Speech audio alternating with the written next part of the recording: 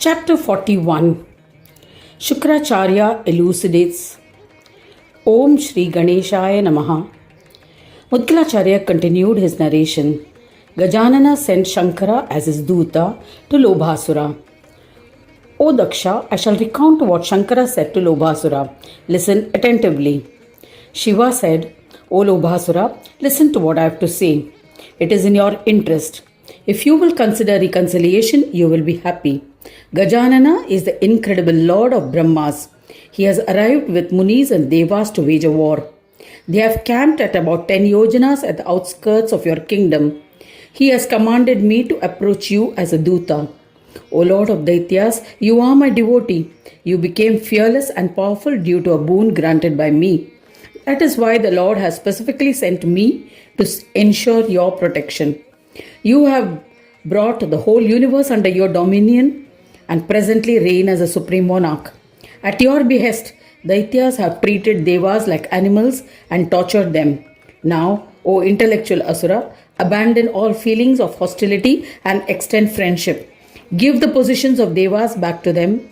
Let Brahmins perform their yajna karmas. O Danava, by worshipping him with single-pointed devotion, you can befriend Gajanana. O illustrious one, you can enjoy various indulgences, or else Gajanana will definitely kill you. Hearing Shiva's words, Lobhasura was inflamed with rage. Exhibiting contempt for Mahadeva and intoxicated with pride, he said, O Shambhu, who is this Gajanana? O Shankara, you have arrived to create a rift amongst us. You are a superior Deva. You appear to be deceitful and are distracting me. I am filled with wrath and could have killed you now. But since you have come as a Duta, I am sparing you. I am helpless. Go and convey my message to Gajanana. Tell him that I shall kill him and all Devas. This is definite. I shall exhibit my extraordinary valor. Shankara was inflamed at this insult. His eyes red with anger. He told Lobhasura what he was to expect. He said, O sinner, your death appears imminent. There is no doubt about it. That is why you are condemning Brahmanayaka Gajanana. Rebuking thus, Shiva returned. He bowed to Gajanana and recounted all the events. Gajanana was filled with wrath when he heard the arrogant words of Lobhasura. Eyes red with anger, he hurled his parashu, that axe capable of terrifying death himself with effulgence of innumerable suns, a ball of fire, struck the town of Daityas. On seeing this brilliantly shining Mahastra, Daityas fled in panic in different directions. There was an uproar everywhere. Daityas were terrified and went to Lobhasura. He was comfortably seated in an assembly with Danava leaders. Danavas rushed to the assembly and informed him of the destructive attack. His subjects said, O king, a calamity has befallen us. Why are you seated comfortably? A dangerous astra, which looks like a ball of fire, has struck the town, and Danavas are in flames. Hearing their words, Lobhasura became frightened. Maintaining his composure, he said angrily to the chief of Devas, Danavas, it appears that Gajanana has definitely arrived with the Devas. There's no doubt about it. The one who is equipped with such frightful and destructive astras must be immensely powerful. The chief of Danavas, who was seated in Lobhasura's assembly, said, Do not fear, O king, we shall kill Gajanana in your presence. The brave Danavas, dressed in armor, advanced to the battlefield. When they arrived, they saw a brilliantly shining invincible weapon, a personification of death himself, whose power was setting everything in sight ablaze, creating a scene indicative of the end of the world itself. The axe, with its intense heat, was burning the Danavas in all directions. There was uproar everywhere. They fled, trying to save themselves. Some of the Danava chiefs retaliated by releasing the powerful Mega Astra, celestial weapon capable of generating rain, which brought a sudden gathering of clouds, a downpour of heavy rain, and massive floods. However, Gajanana's Maha Astra was so powerful that it absorbed all the water that came pouring down. It also absorbed all the water from the clouds. This rendered the clouds powerless. The Parashu continued to burn the Daityas and leaders. They repeated and fled in all directions. When Lobasura heard of this extraordinary event, he was astonished. He mounted his chariot and advanced to the battlefield to stop the debacle. Just then, a huge flame blazed towards the Daitya king. It burnt his chariot, horses, and all his weapons.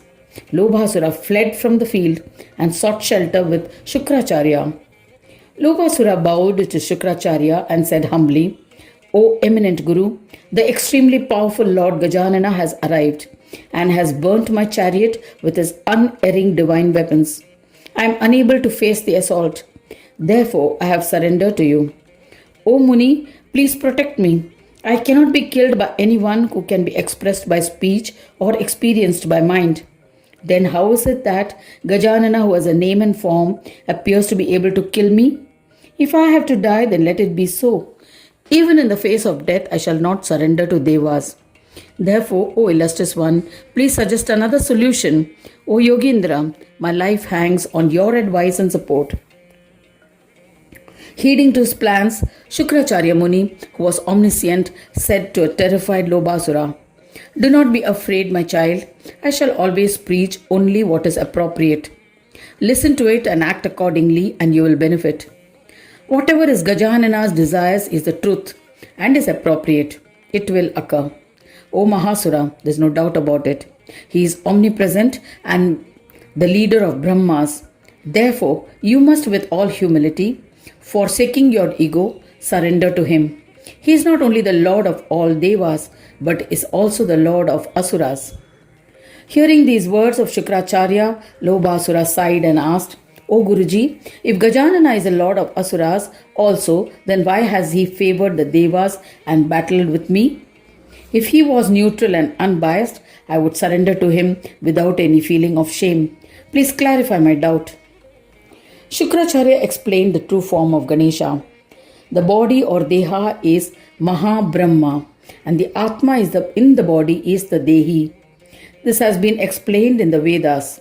The union of both creates knowledge of Bodha or Bodha, that the self in its original pure primordial state is wholly or partially identifiable or identical with the ultimate reality, and is explained by the word Asi, as in Tattvamasi, which is one of the Mahavakyas in the Vedas. The absolute equality of Tat, the ultimate reality, the Brahma, and Tvam, the self Atma. When the Dehi and the Deha unite, a Jiva is created. Videha Brahma is what remains when Bodha Brahma does not exist. It is the Siddhi and joy bestowing form of Brahma Gajanana. He is the origin of all, but he has no origin. Vedas have described this manifested Brahma by the word Gaja. It is through the symbol of Gaja that a yogi comprehends him. He is known by the name Gajanana to Munis, who are well versed in philosophies. He has been described in this manner, so he can be recognized by humans by a single trait like Gaja or elephant face, just as humans are recognized by their faces. When yogis visualize this trait, they believe that he is Brahma. O wise one, this Vishwa in the form of Bodha has been created by him. They conduct themselves by following the precepts of their dharma, but he is the one who exists in them as the one who drives them. He has made 3 different arrangements in this Vishwa. The kingdom of Patal was assigned to Danavas, the kingdom of Swarga was assigned to Devas, and human beings ruled the earth. O illustrious one, when Devas become conceited and try to completely destroy Danavas, who live in Patal, at that time the primordial principle assumes an embodied form and grants boons to Daityas. The all-knowing Ganesha creates obstacles for Devas. O king, this would empower the Daityas to defeat Indra and other Devas. O mighty Lobasura, when Daityas become extremely greedy and stop Yajnakarmas to completely eliminate Devas, then Ganesha, the protector of Dharma, assumes an embodied form and after killing the Daityas, reinstates Devas to their positions. When the Devas and Daityas follow their own Dharma, then he assumes the Brahma form and resides in the Chitta as Chintamani.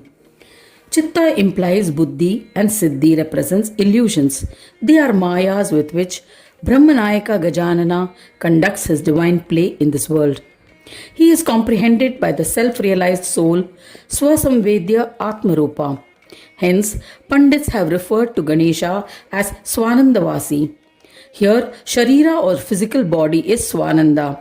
Therefore, O king, it is in your interest to surrender to him. Thereby, you can save all the Daityas. If not, all Danavas will be killed, including you. O Lobasura, this weapon of Gajanana is also the form of Brahma. Even if you offer obeisance to it, you will be able to pacify this Astra. Thus ends the 41st chapter titled Shukracharya Elucidates, in the fourth khanda of the Purana Upanishad, Srimad Mudgal Puran, describing the legends of Gajanana. Dedicated to Sri Gajanana. End of chapter 41.